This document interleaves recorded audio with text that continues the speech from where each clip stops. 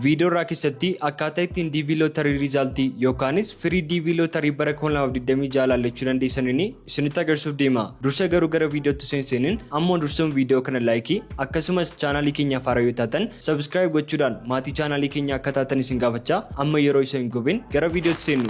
Gara viidiyootti yommuu seennu DV lootarii riizaaltii yookaanis firii keessan ilaallachuudhaaf jalqaba irratti wanta tokko isin barbaachisa.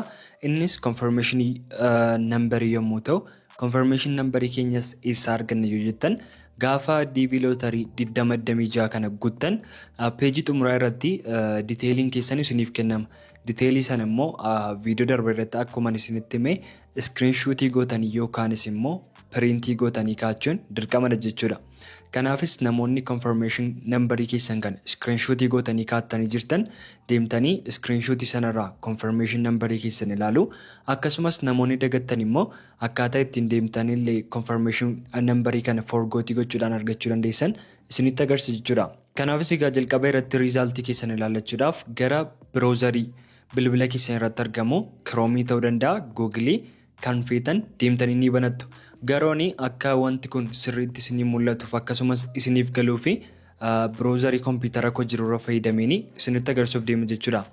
Kanaafis gara search engine koo deemuudhaan DV 2026 jechuudhaan haala kanaan barreessee search nan godha. Yeroo sanattis haala argaa jirtan kanaan electronic diversity visa jedhee naaf fidee jira jechuudha. Kanaafis kanarraa al tokko kilikii nan godha saayitii jalqaba kanarratti naaf dhufurra. Sana booda haala argaa jirtaniin gara gadiitti check status kan jedhu jira. Kanaafis sarara al tokko kilikii nan godha. Yeroo sanattis gara page itti haala kanaan na dabarsa. Ammas iddoo continue jettu kana al tokko tuquudhaani gara step itti nan darba jechuudha. Yeroo sanattis haala argaa jirtaniin egaa iddoo isin information yookaan detail keessan itti galchuudhaan DV keessan yookaanis result keessan ilaaluu dandeessantu isiniif dhufa jechuudha. Jalqaba irratti akkuma isinitti hime confirmation number keessan akka galchitaniif isin gaafata. Kanaafis confirmation keessan walumaa galatti barreeffamaaf lakkoofsa wal makaa ta'e kaaraakterii 16 kan of keessaa qabudha. Isa asirratti dhuftanii barreessitu iddoo jalqabaa kana jechuudha. Itti aansuudhaan immoo lammaffaa irratti last family name kan jedhutu jira. Last family name kan jedhu kana iddoo kanarratti ni barreessitu jechuudha. Kana jechuunis maqaa akaakayyuu keessanii last family name waan ta'eef inni maqaa akaakayyuu keessanii asirratti barreessuudhaan gara step itti aanutti ni dabartu. Step inni kun immoo year of birth yookaanis bara dhalootaa gaafa DV keessan guutan sana itti galchitanii foormii sana irratti guutan jechuudha. Iddoo kanarratti dhuftanii ni barreessituuf.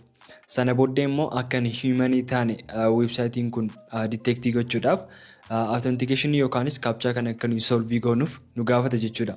Kanaafis erga detailii kana guunnee booddee immoo gara isaatti ni deebina. Kanaafis gara step isa jalqabaatti haala kanaan deebi'uudhaan iddoo confirmation number jedhu kanarratti confirmation numberii screenshot xumuraa irra jiru sana yookaanis gaafan DV guute sana naaf kenname asirratti nan barreessa. Garuu immoo yeroon viidiyoo kana isiniif waraabaa jirutti hamma yoonaa cheekii gochuun hin eegalamne websaayitiin isaa banameera. Garuu immoo namoonni hedduun sababa irra deddeebiidhaan gara websaayitii kanaa dhufanii cheekii gochaa jiranii fi akka inni invalid confirmation number ta'e natti hima jechuudha.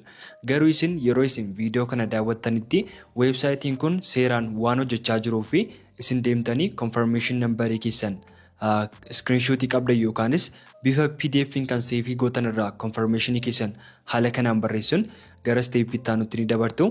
Step isa itti aanu irratti immoo maqaa akaakayyuu keessanii yookaanis last family name kan jedhu asirratti galchuu qabdu jechuudha. Kanaafis ani iddoo kanarratti detailii koo guutuu hin barbaadu sababni isaas personal information waan ta'eef asirratti share gochuuf waan hin barbaadneefidha. Kanaafis wanti isin gootan last family name kan jedhu irratti maqaa akaaka keessanii qubee guddaadhaan jalqabdanii qubee xixiqqaadhaan yookaanis immoo hunduma isaa akka DV lottery foormii irratti guutan irratti asirratti ni barreessitu. Step sadaffaa irratti immoo bara dhalootaa keessan akka lakkoofsa Awurooppaatti kan foormii sana irratti galchitan asirratti illee ni galchitu. Sana booddee kaapchaa kanatu jira. Yeroon viidiyoo kana isinii waraabaa jirutti kaapchaan kun jijjiiramuu danda'a. Isin biratti wanta biraa isiniif fiduu danda'a.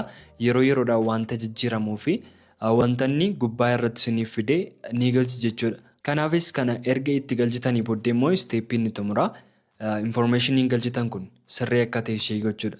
Kanaafis confirmation numbering keessan, last name, family naming keessan, year of birth keessan akkasumas authentication coding kun sirrii akka ta'e erga mirkaneeffattanii booddee batanii submit jedhu kanarraa al tokko tokkodhaan DV lottery result keessan check ni gootu jechuudha. Yeroo sanattis carraa keessan ta'e DV'n isiniif beera yoo ta'e message argaa jirtan kanatu yookaanis interface argaa jirtan kanatu screen bifa resultidhaan isiniif dhufa jechuudha. Garuu immoo DV'n isiniif hin baane yoo ta'e immoo haala argaa jirtaniin interfacein kun isiniif dhufe barreeffamni argaa jirtan kun screenii keessan irratti isiniif dhufa jechuudha. Kanaafis steepii kana hordofuudhaan DV lottery result kan 2026 check ni gootu. Akkasumas illee namoonni confirmation keessan immoo dagattan steepii ittaan hordofuudhaan confirmation numberii dagattan sana argachuu yookaanis immoo forgot gochuu ni dandeessu. Kanaafis jalqaba irratti wanti isin gootan page kanarraa osoo hin bahin gara jalqabaatti deebi'uun confirmation number kan jedhu jalatti deebi'uudhaan gara gadiitti forgot confirmation number kan jedhu jira. Kanaafis isarra click ni gootu. Yeroo isin sanarra haala kanaan tuqxanittis gara page ittaanutti isin dabarsu jechuudha. Page kanarrattis akka isin detailiiwwan muraasa kennitaniif isin gaafata.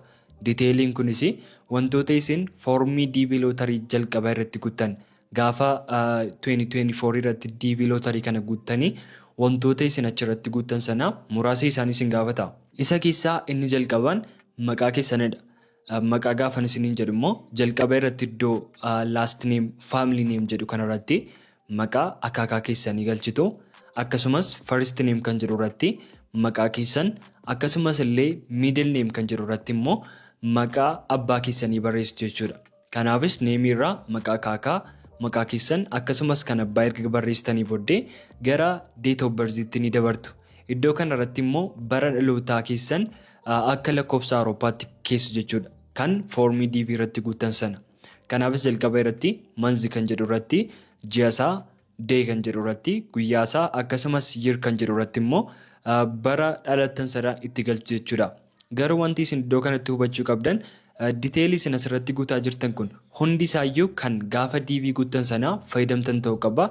Akkasumas illee bara dhalootaa keessan immoo akka lakkoofsa Awurooppaatti ta'uusaa mirkaneeffachuu qabdu jechuudha. Kanaafis erga isa itti galchitanii booddee immoo steepii isa afuraffaa irratti emailii isin gaafa DV lottery guutan sana galchitan foormii keessan irratti galchitan sana akka isin iddoo kanatti galchaniif isin gaafata. Kanaafis emailii keessan iddoo kanarratti barreessuudhaan gara steepii itti ni dabartu. Sana booda sigaa akkuma jalqabaa authentication qaba kunis.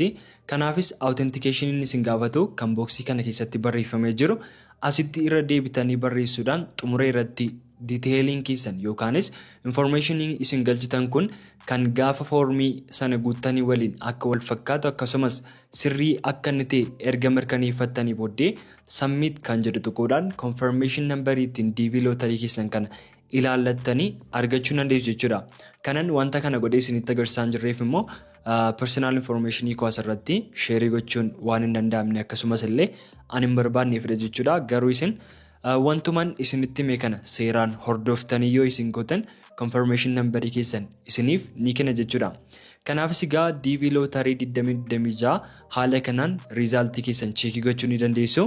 Akkasumas illee namoota guuttanii check gochuu jettan hunda keessaniif iyyuu carraa gaarii isiniin jechuun barbaada. Ammas immoo haga irratti channel kana subscribe hin goone yoo ta'e ammuma subscribe gochuu akkasumas viidiyoo kana like hin godhin ilaalaa jirtu yoo ta'e immoo like gochuudhaan viidiyoowwan screen irra isiniif jiran keessaa tokko filattanii akka daawwattan isin affeera.